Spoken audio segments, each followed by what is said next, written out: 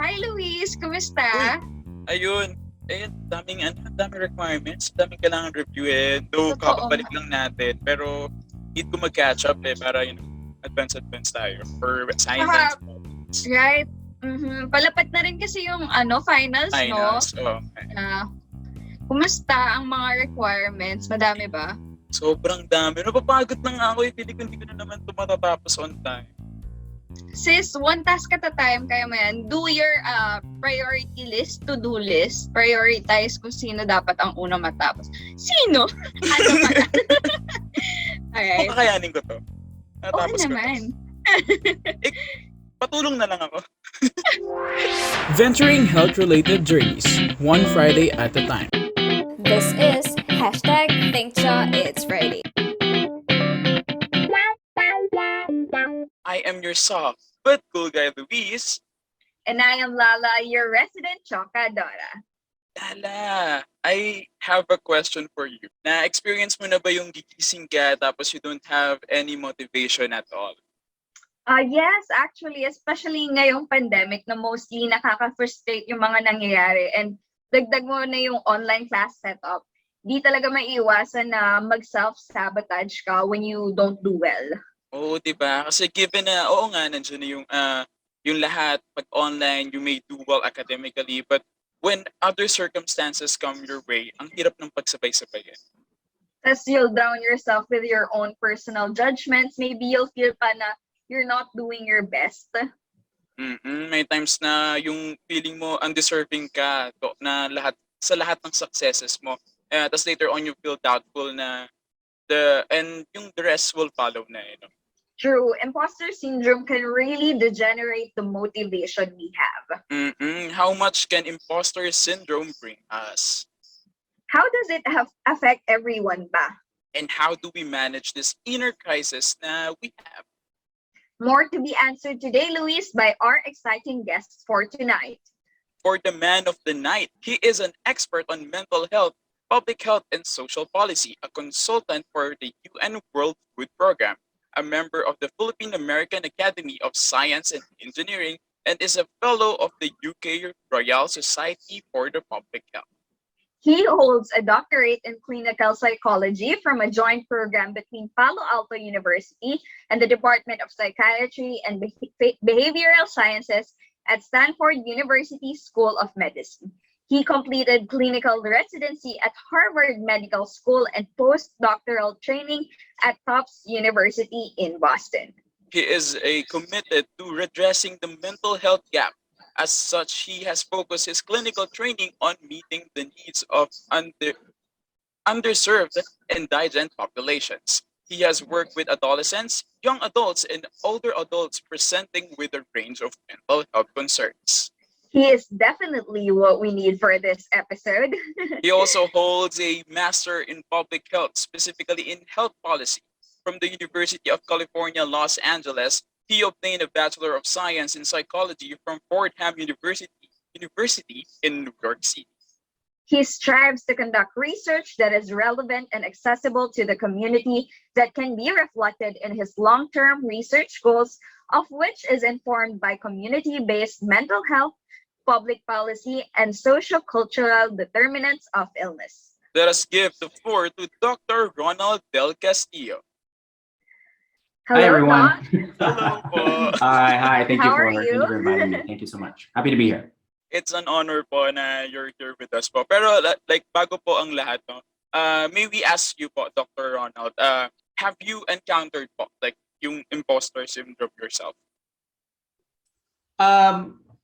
Yeah, I think so. I think it's common to feel that way. I think it's common to feel a sense of sort of wondering, am I living up to other people think I am, or think I'm, successful or doing well as they think I could be. I think that's common. Me personally, of course. I mean, yeah, of course. Yeah. Ayan, that's great to hear that it's normal pala, di ba? Because right now we want to learn more about that.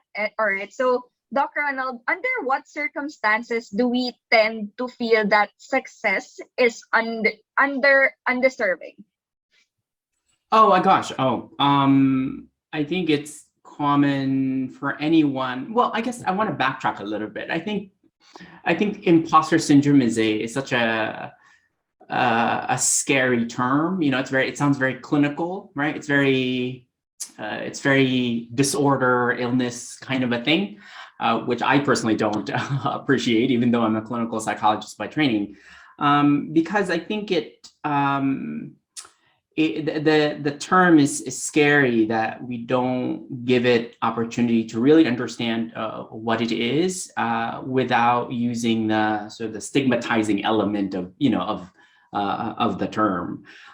So the way I try to understand it is sort of the gap between what you believe other people perceive you as and what you think you really are, right? So that the gap of, right, so you might appear as successful, people perceive you as successful, as doing well, and by successful and doing well, I don't necessarily mean, of course, accomplishments or, how far you got into your studies or whatever. It could be, you're very athletic, you're very good looking, you're very, they perceive you as that. But what you feel internally is quite the opposite. You're not as successful as people think you are. You're not as smart. You're not as hardworking. You're not as nice. You're not as good looking. You're not as athletic. There's that gap. And I think that for me is an easier way to think of what the quote unquote syndrome is described as. When, under what circumstances? I'd say in many circumstances where I think we value people's opinions of us, which is, I think, most situations, right? Again, it doesn't have to be work related. It could be school related. The way our family, our parents evaluate us, the way our loved ones, our partners, boyfriends, girlfriends, or whatever you roll with, perceive us. I think those kinds of situations can be circumstances where you feel like you're not as you appear to be. But I suppose for the purposes of our discussion, especially those who listen to you, I suspect we're talking about people who are in school, very common, and also maybe young adults, maybe fresh out of school, starting work, just starting in their profession, wanting to make the mark. I think that's also it's very common among young people. Yeah. Yeah, it's actually there are still like terminologies na nakakapag-alarm when people hear that, like it's a syndrome. Like natatakot agad sila to be diagnosed ng agad-agad and Yeah. like that. But yeah, it's actually a common feeling, no, to like a student like us. Kasi parang in this stage we seek validation to a lot of people, and we seek parang we seek praises. We seek uh the gap between ourselves. That's why parang in that way we can say na successful tayo kapag we think na maraming nagva-validate dun sa feelings natin. Pero yun po, Doc Ronald, no, like what primary factors po contribute to or trigger feelings of inadequacy and self-doubt? Well, I think it's important for us to consider that, self-doubt or inadequacy, as you say, or any sort of negative feelings or what we label as negative feelings and negative thoughts. Again, normal, very common. We all have them. I mean, I think it would, quite frankly, would be weird if you didn't feel inadequate or have self-doubt. That would mean that would be a whole other syndrome. So, I think the message is that I wish to underscore is that these kinds of feelings, these kinds of thoughts are very common and happens to all of us at all stages of life. And there's nothing wrong with wanting praises, right? And wanting to be validated. That's a good thing, want to be validated, of course. And so when I said earlier that it tends to happen in situations where we wish to have those kinds of evaluations, that's not necessarily mean it's a bad thing. I mean, we want to be praised and honored and validated with those kinds of things. But where do they come from? in many places, the feelings of inadequacy and the feelings of self-doubt. It could be a history of family where, the example I often give is, think back to your childhood and think back to when you came home excited about a grade you got, like a grade on an exam, a grade on a quiz, or grade on anything or whatever, it doesn't matter. And think about the moment that you made that news to your family, especially to your parents and caregivers. What was the reaction? Were they excited? Like, oh, yay, you got an 80. Oh, hey, yay, you got an 85. Let's go out, let's celebrate. Or did you come home to a family where they were like, but you stayed up all night. You only got an 85, like, oh, I thought you were going to get a 90, a 95,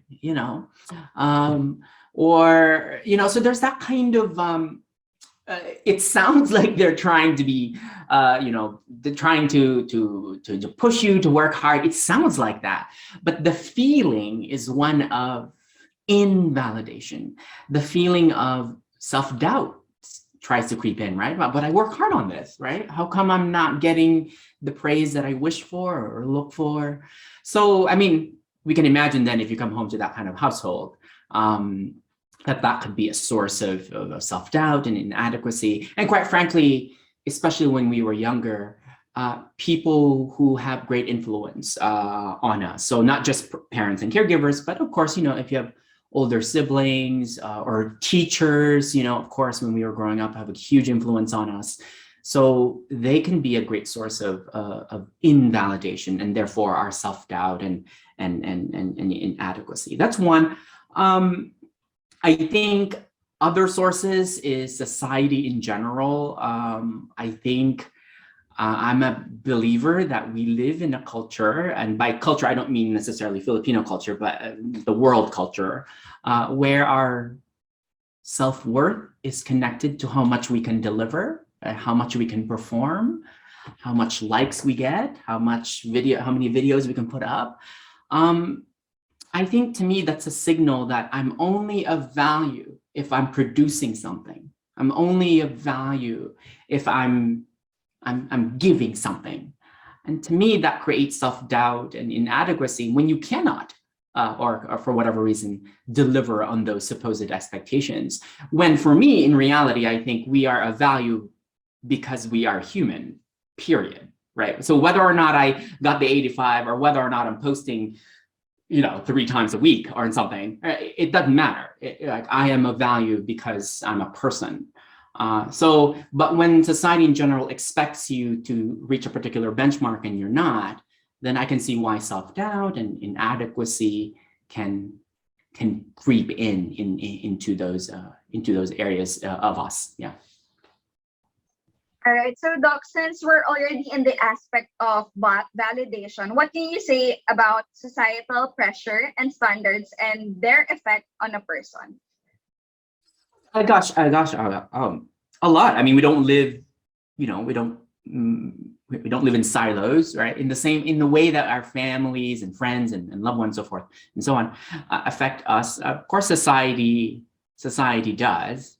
A little story that to illustrate my point. So I live here. I guess people who are listening to this, I live here in BGC. I moved a few months ago here, about 2 or 3 months ago now.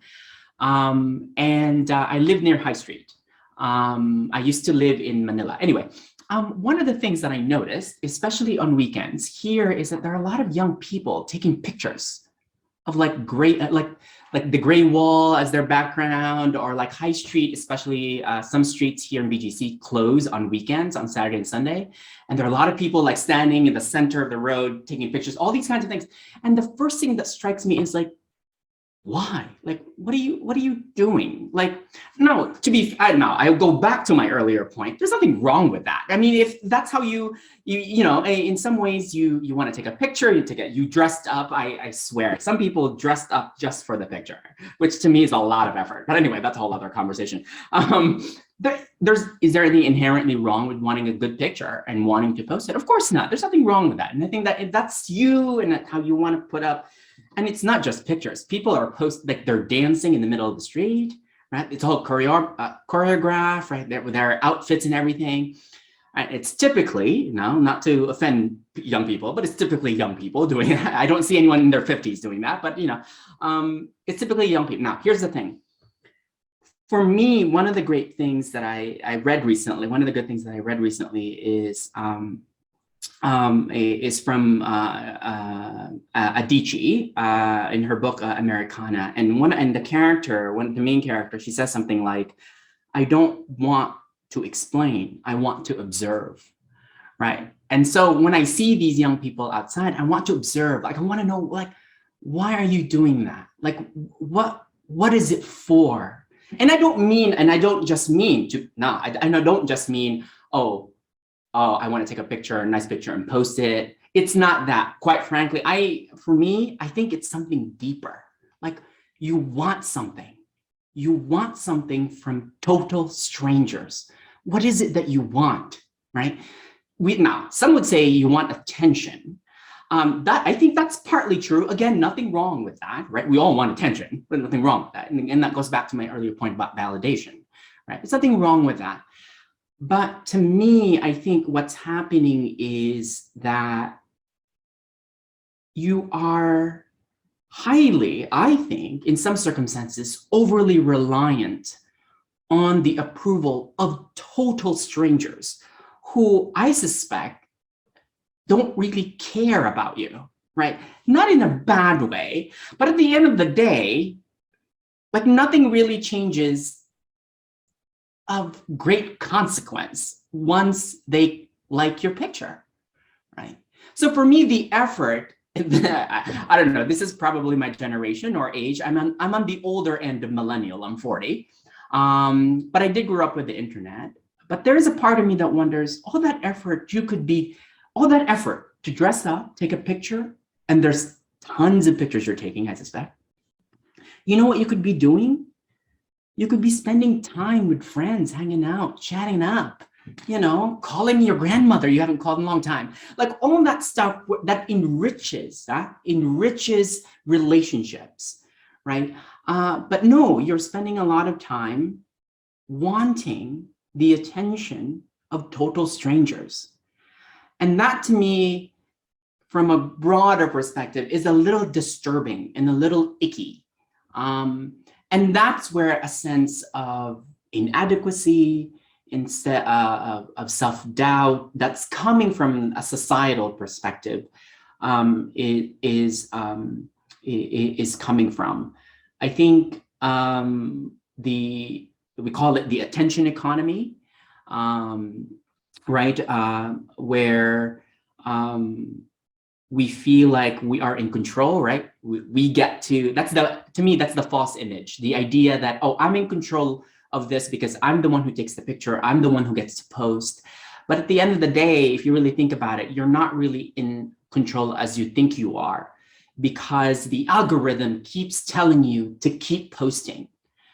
So eventually you're not really in control.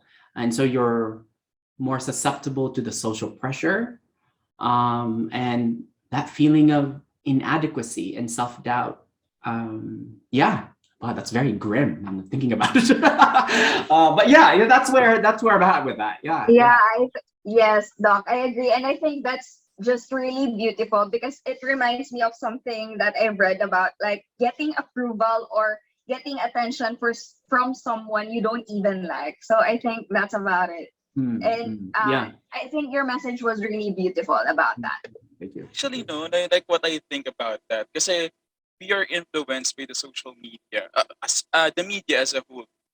We build this lifestyle within us. Tapos parang we need to show people what they want. Parang yun yung pinapakita natin because of the mga artists yung artists na nakakakuha ng more likes, attention, praises on the comments. We're trying to mimic what they do. That's why parang siguro that's the reason why we do that thing. And siguro yun nga, influence ng media itself talaga. But there's nothing, sorry to interrupt, but again, I wish to underscore there's nothing wrong with that. I mean, if anything, Yeah. it's a more sophisticated version of an old behavior, and that is, even before the advent of social media, I'm sure young people, when I was younger, I'm sure I tried to gain attention in one form or another, maybe not in the popular way of TikTok now these days, but I'm sure I did. All right. So it's a continuation of a very familiar narrative about wanting attention and wanting approval. So that's why I underscore earlier that there's nothing wrong with that. But I do think I invite people who are listening and watching this that it's more than that that's happening. There's a deeper thing that's going on socially, socially speaking, not just as the content creator, if you will, right? But I invite you to also be cognizant of your own behavior as the viewer, right? So sometimes when I'm watching YouTube and I'm watching these vlogs, and almost always the vlogs start with someone waking up as if there was a video already starting, you with your alarm on or whatever. But there I am, I'm watching. Why am I watching this? Like, why? What am I doing? Like, what am I doing? There I am in my couch, in my condo, watching someone wake up. And to me, as a behavioral scientist interested in the philosophy and sociology around human behavior, I'm like, what is that? Like, what is that about? Like, why am I watching? You know what I mean? To be fair, there are some videos that I do find entertaining, but I'm like, why am I watching someone cook something? Like, why is that? Like, and that to me is interesting and worth observing, not necessarily explaining, observing. And that's the part that I wish for you and your viewers to realize. Why are you doing that? What is it for you as the viewer? I agree, Doc. And I think one thing that we can remind our viewers or our listeners are what we call the mindful scrolling, wherein you really understand or you try to engage yourself with the post that you are trying to read and not just wasting your time trying to scroll randomly on posts. For our next question, Doc, can societal implications be assigned to reflect on our progress, or is it just a mere distraction in focusing on our goals? I wouldn't say it's a I mean, I guess it depends on how you take it. The frame, right? The frame, the lens in which you view it.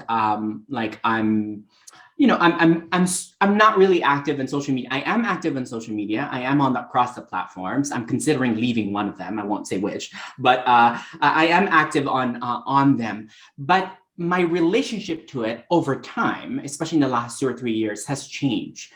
Meaning I don't see it as a primary means of communication. I'm in it because I really am interested in observing why people do that. For example, when we tweet, like for me, a lot of tweets are totally nonsensical and completely unnecessary. But for me as an observer, I'm like, why did you tweet? Was that really necessary? Did you pause, reflect, and think to yourself, do I really need to say this? And to me, if you did, most of the time you actually did not need to tweet, which makes me question, why did you do it anyway? Right? So that to me is interesting, again, as an observer, right? So I do think it's a sign of, now, let me backtrack a little bit.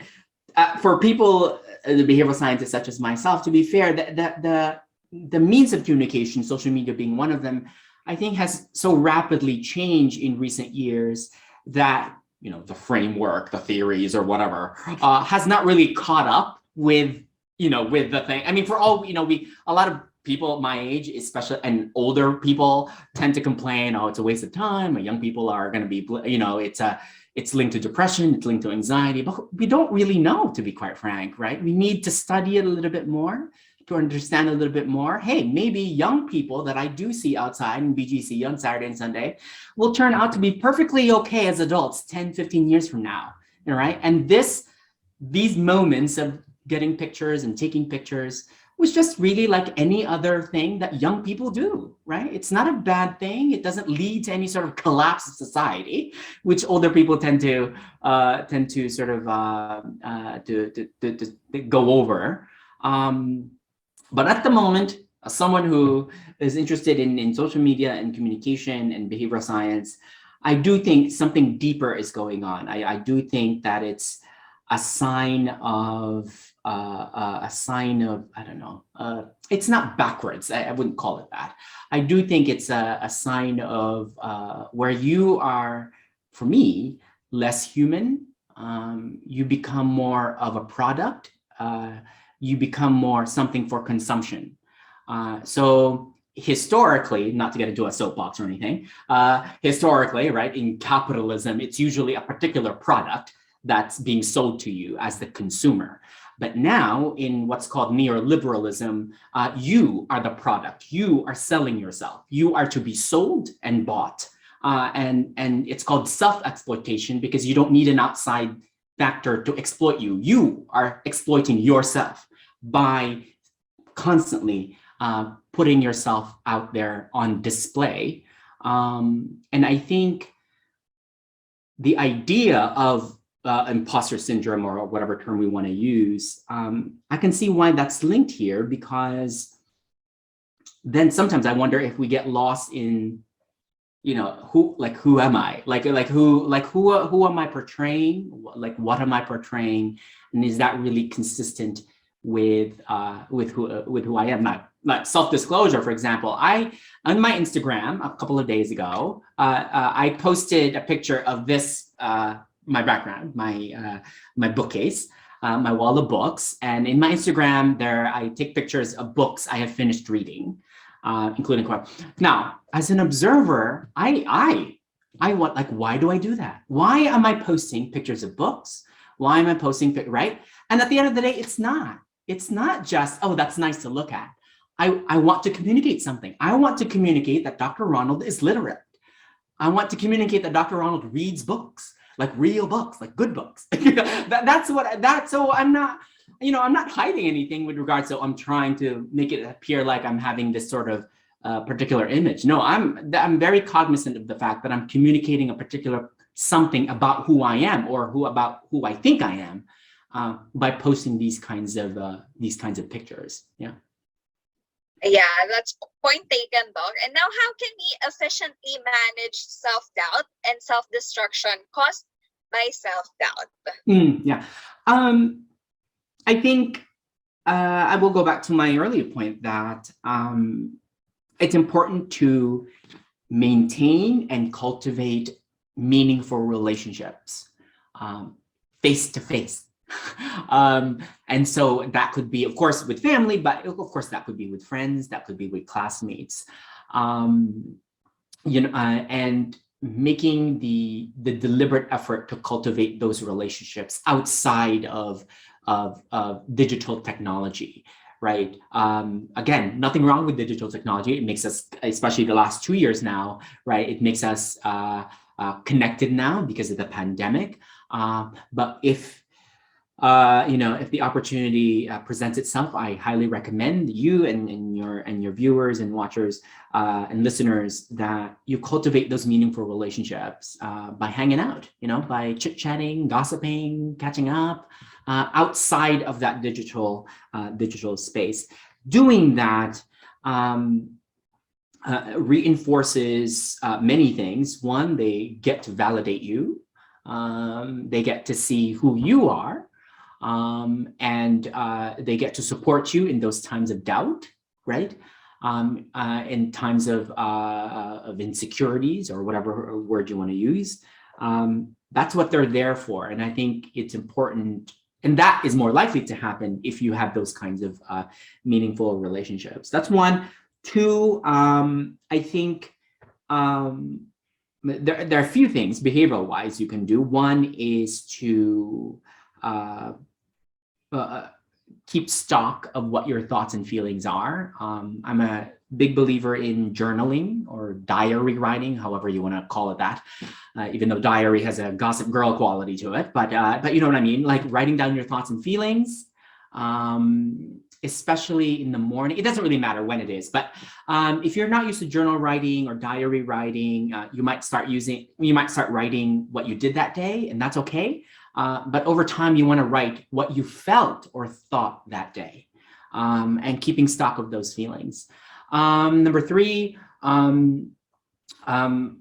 suggest you take a moment every now and then and keep stock of what you're feeling inside. relative to what you're feeling outside. Meaning a lot of the feelings that come out in the surface might not be accurate reflections of what's really happening inside.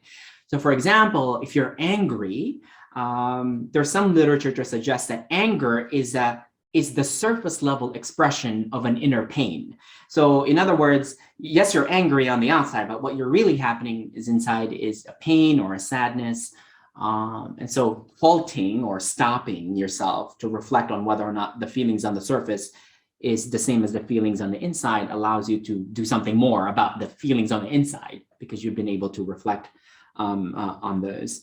And lastly, I think, again, there are many things, but for me, I highly recommend that you practice doing nothing. That's hard to do, isn't it? Because again, going back to what I said earlier, we only feel like we're productive or not an imposter as long as we continuously perform something, like doing something. So the idea of doing nothing is kind of really, really scary because you'd be alone with your thoughts. Ooh, but doing nothing is actually is good for you. Doing nothing, like reading or literally sitting. It's a bit creepy, right? Because like you're just like in your room doing nothing, and like somebody walks in and sees you doing nothing, and that's super weird because they're so used to you doing something, right? But no, you can just say, no, I'm doing something. I'm doing nothing. I'm just there. True. Yeah. So I think doing nothing is the last thing. Yeah. I like that, Luis. Like perfecting the art of doing nothing. Yeah. Ang hirap noon, doing nothing. For me kasi parang doing nothing makes me more tired. Well, in my personal Like experience. for some people, that's the case. But for some people, they also need the thing with them is that rest is actually equated with doing nothing. It's a case-to-case basis. Yeah. Yeah. But since we talk about like how we manage this kind of stuff, any tips po, Doc, like to the college students who really like struggle, like because they're doubting themselves that they're not ready for the future or they're ready for themselves na pumunta sa professional world. Yeah. I guess I wish to say that, whatever the thoughts are, whatever the feelings are, I think you're not alone in those feelings, whatever they may be. Negativity, self-doubt, inadequacy, worthlessness, maybe even hopelessness, sadness, irritability, anxiety, whatever. They're very common. And I understand that a lot of that, unfortunately, is also outside of your control, right? I mean, there might be things expected of you that are outside of your control, too many homeworks, too many projects, too many things asked of you.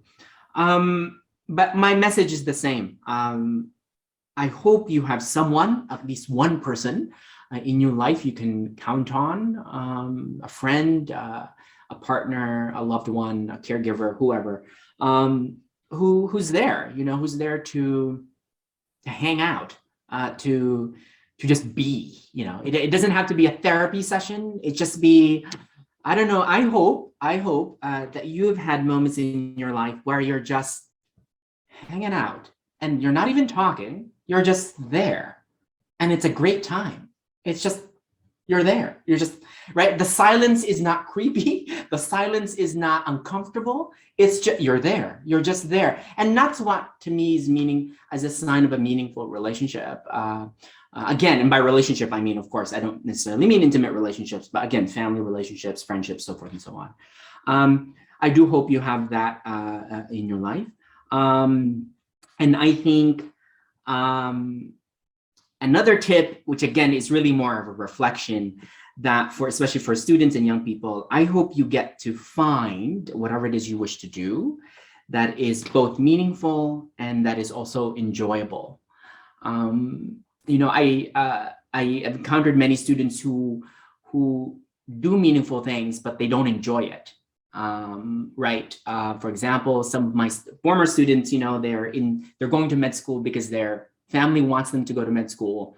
but really it's not enjoyable for them because they're not into it, right? But being a physician obviously is a meaningful work, and vice versa. A lot of things that are enjoyable are also not meaningful. So I hope that you find whatever it is you end up doing as something that's meaningful to you, enjoy, and as well as enjoyable to you. Yeah. Oh, that's just so beautiful, Dr. Ronald. And sadly, this is the last part or last portion of our discussion. But thank you so much. Thank you so much for your time and your expertise, Dr. Ronald.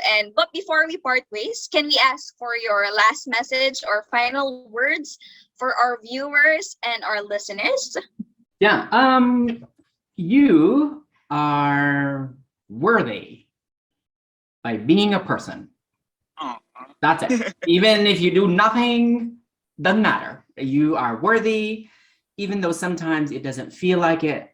Believe me, someone loves you somewhere in the world, and you don't have to do anything for that love. You have it already. So yeah, that's it. That's just so beautiful. Thank you. Before we go, where can they find you? Do you have anything to plug or promote for your social medias? Oh god. Oh, see, there we are. See, promoting myself. Since we talked no, about I mean, social if you, my name is Ronald Del Castillo. I think I am on Twitter. I am on Instagram.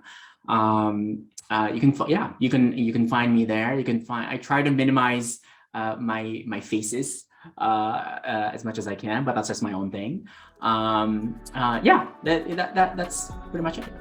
Imposter Syndrome seems to get a lot more manageable. Thank you very much, Mr. Ronald Del Castillo, for sparing your time and assist us with our own inner battles. Hashtag Think Cho It's Friday have been made possible thanks to our sponsors and partners. This podcast series is in partnership with Honor Society of Mapua, PLM Tugon Rescue, PLM Junior Entrepreneur Society, UP Pre-Medical Society Baguio, Bukluran Students Alliance Integrated Students Organization, and PLM College of Physical Therapy Student Council, and in cooperation with Archers Network, Agham Youth PUP, PLM Society of Information Technology Enthusiasts, and UST CRS Student Council. This podcast series is sponsored by Baked by Julia, and Buji Finds. Hi everyone, I am Dr. Ronald Del Castillo, and I'm inviting you to all tune in on hashtag TCIF. Thank Cha, it's Friday every week from November 2021 to January 2022 on Facebook, YouTube, and Spotify. And together, let us venture on health-related journeys one Friday at a time. Thank you. Imposter syndrome can lead to serious mental health issues, kaya this episode is really a breather. I believe so. I agree, Louise. So, imposter syndrome can be damaging pag di natin na-manage ng maayos at maaga. Yes, when we succeed, as long as we play it clean and strive, remember na we deserve it.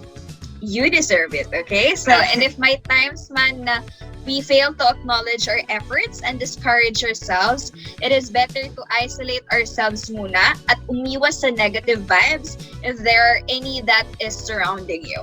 Totoo, mahirap na nga mag-build ng confidence with yourself. Then, you'll entertain pa, so more burden, diba?